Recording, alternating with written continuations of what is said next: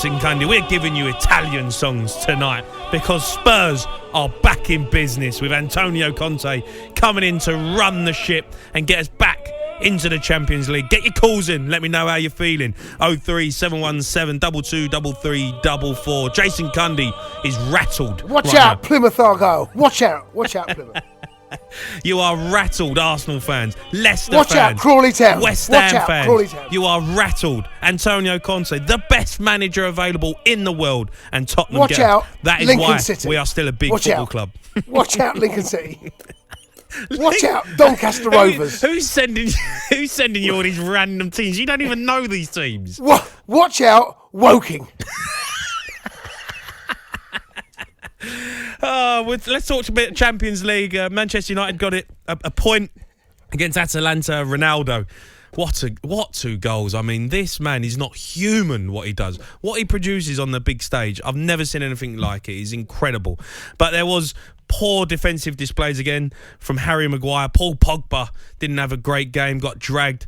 Let's go to John, who's an Arsenal fan. John, good evening. Watch out, Haringey-Borough FC, just up the road. That is outrageous. Listen, John, before we get into a bit of Arsenal and you trying to dig me out, because I know it's coming, you want to talk about Harry Maguire's performance? No, I want you to admit he's not world class. I heard the discussion between you and Jason a few weeks ago, and we can move on quickly. Let's just get out of the way. I did. No, I said this after. I didn't hear it. Yeah, so I did. I said in the summer he was world class. He was brilliant in the Euros. He's not world class. Not now. He's not been world class this season. The definition of world class is a player that gets into any team in the world. That means he can play for Brazil, Madrid, Arsenal, whatever. There's not many world-class players. He's not even close. He's world-class in a telephone box. He can play in a very tiny area of the pitch, and that's it. The minute he has to venture out of that area... We're very quick to dig him out, though, John. We are very quick to dig out football players. He was brilliant in the Euros for England. He's great with somebody in front of him with Rice, playing deep, playing conservatively. If you want to play a pressing game and expose him, he's useless. Because of his size, it's not his fault. He's just too big. He just gets exposed against faster players, and he's just not world class. Simple as that. But that's okay. Let's talk about Tottenham Arsenal. Forget about this. Okay. Just while you're on that, John, I just want to pick up next. We are talking United. I think it's really unfair because he's playing in a team right now that aren't playing particularly well. I think if you put him with a better manager and a better team and better players around him, you become a better player. And you mentioned there about having Declan Rice in front of him. Well, there aren't many teams that... I mean, I watched John Terry have players like Makaleli in front of him and Carvalho had Makaleli in front of him. But that unit worked, and they were good players because they worked in a unit and they knew exactly what to do. You're not going to compare. Right, okay, but no. But what I'm saying about Maguire right now, he's badly coached. We're talking about a manager. Jason, it comes down to physique as well. You know about football. It's physique as well. He's just never going to go to. He's not fit right now. He doesn't look fit. I think that's unfair. He doesn't look fit. He don't look fit. He's going to be great in a tight space because of his size. But the minute he's not in that tight space, you know what I'm saying? Yeah, but Tony Adams was never great in a tight space. Tony Adams is not a great defender. I'm talking about Brady, Van Dijk. Terry, they're the best three defenders that I've seen. Yeah, but you're comparing them with some of the best players in the world. That's not fair. World class, and world class is world class. It's not second world class. It's world class. That means you get into any team in the world. There's only a handful of players that are world class in the Premier League now. You've bandied that word about too cheaply and too easily. No, I'm not. No, I don't. I'm one of the very. You don't. I know you don't. I'm one of the very few that don't. Actually, I'm one of the very few that hold it back. You're a great judge.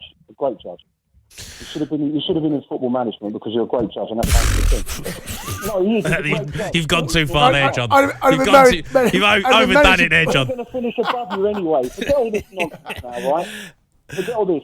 Tottenham squad. All right, maybe you're going to go out and buy players because you need to. At the moment, I'm not a great fan of Arteta, but at least we've got a way of playing now, and he's kind of not chopping and changing the team. And you can see that we're playing. We've got a very good system, and we've got good players in the right positions now. As long as we don't get too many injuries, we're definitely going to finish above you, unless he goes out and buys 3-4 players and bedding them in, and the problem came. I don't see it. I think it's a bad move for Conte to go to that club. I really do. I always felt like Mourinho got everything he did to get out of that club, last year. I thought he squeezed every little bit out of the orange, and that was it. You've got defenders that can't defend. Your midfield's unbalanced, very unbalanced. When you played us and you played the two attacking midfielders in midfield, you played Ali and... played one holding. It was all over the place. See, when you had your old manager, Pochettino, who played with all great footballers in his team, and you compressed games and you were playing the ball in tight spaces to each other, and you had the technical players to do it. But he's lost two players. You lost Ericsson and you lost Ali, because he's not playing anymore. And you lost that way of playing. So your problem is, if you play a free in midfield, you ain't really got a free to play in midfield. You ain't got an energetic free like most other teams have when you play the free. I felt like when you played your first game of the season without Kane, you played quite compressed, and you counter-attacked with the pace of Son and Moro, I love. Yeah, Bergwijn, yeah. Great. I felt like Sell came next week and try and build a team around, because Nuno is a counter-attacking guy anyway. So you see, the whole thing at Tottenham is a mess. Unless Conte can get control of it, and he's got control of who's bringing in and out, then you've got problems. You definitely need a midfielder or two. Defence is okay, but I mean, you've got a lot of defective defenders. When I say defective, you know what I mean. Like, they can play well one game and just make mistakes out of nowhere. Yeah, no, we'll see. We'll see, John. We'll see. Great call. Let's go to Stephen, who is a Manchester United fan. Stephen, good evening. Hello, guys. Hello. Yeah, I've lost a bit. I was behind Ollie, but I've lost a bit of faith in him the last few weeks. And you've got Conte now at Tottenham, but 2 years he's going to be gone, and you're going to be in the same position again. Yeah, but we'll have a trophy under our belt, hopefully.